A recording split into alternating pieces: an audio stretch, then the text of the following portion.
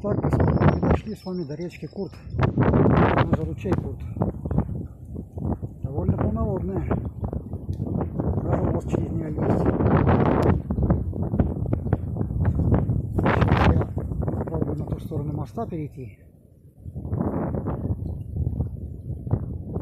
И порыбачить в ней мы тоже попробуем, ребзя.